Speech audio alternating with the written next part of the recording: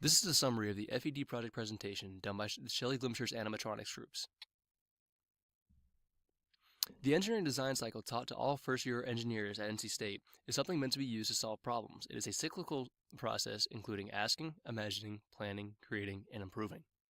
We were given a specific prompt that identified the parameters of our project.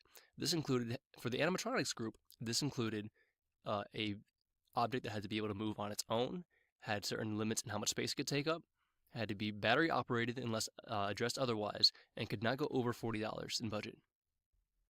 As a group, we brainstormed together and found inspiration from a few objects that we can find around our daily lives, including the lucky cat, which in itself would have been able to have satisfied all the requirements of our project. However, we also wanted to incorporate something musical, thinking of a jukebox or the singing bass, which is also an animatronic figure in and of itself, and we had a teddy bear available to us through one of Ginny's relatives. In the create process, we took a servo motor and hooked it up to an Arduino board initially in order to program it to move to certain beats per minute. This initially was put into the bear. However, changes were made later in the process. During the development process, we encountered several technical challenges. Hardware limitations were one of them. Due to the budget constraints, we had only one small servo motor. We focused on head motion because it would be the most impressive. Also, we made the rod shorter so that we could obtain the force from the servo as most effectively as possible. We carefully calculated the maximum speed and angle to make sure the motion was feasible. In the testing process, we noticed that Julie easily got off beat. When we play the music, a few millisecond delay can be crucial and noticeable. In the beginning, we used Arduino board's timer to synchronize with a specific beats per minute, but we found out it's not accurate. Instead, we tried to use a laptop's timer, which is more accurate and reliable. Through a USB cable, we synchronized and adjusted timing by sending signals to Arduino. We also put effort on improving Julie's motion itself. Although it was simple back and forth motion, a constant motion looked awkward. So, we recorded ourselves and analyzed the position of the head for each time frame. This made Julie more human-like. Many of the improvements made to Julie had to do with the aesthetic of the bear itself. For example, we sewed the back of her neck and back.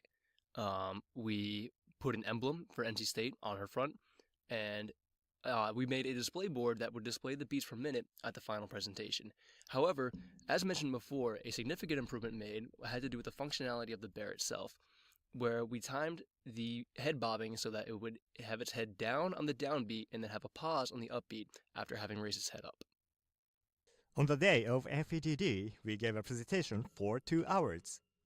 We displayed our poster and Julie danced with the background music in the hall of the Makimon Center.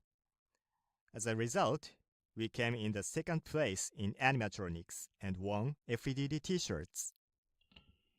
The handsome man in the blue shirt in this picture is me.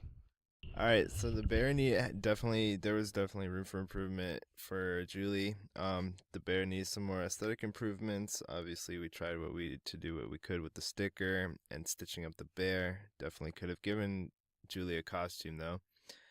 We could have added an automatic beat sensor using a microphone and some computer programming. Given our time and money, we did not have the resources required to pull this off, but given more of each, we definitely could have done something more. If we could have given it some kind of theme, like the horror bear on the end of the table. We could have added some more motion in arms and legs, given some more servos, just make more motion, the arms move around, legs move around, whatever. We could have made the bear more interactive by adding a camera and have it only dance when somebody was in front of it. And we could have definitely given the bear its own speaker so that it could play its own music and dance to it. Our advice for future freshman engineers is to communicate with your group and your project guru. to make sure that everyone is on track and on schedule. If you need to use the craft center, go early, because as FEDD approaches, it becomes very busy, and you won't be able to ask the people who work there questions. Don't procrastinate. Make a schedule and stick to it. Be flexible. Sometimes random things happen and you have to adapt. In the project, we were given a research prompt, and these are all the sources that we had to use for that to address that prompt.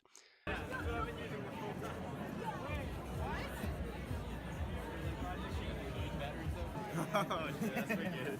It's like a Gucci bag.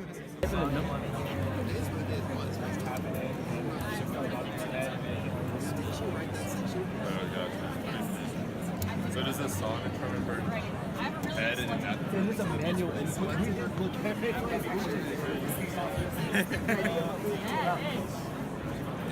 So it's like boxes. I guess I didn't know.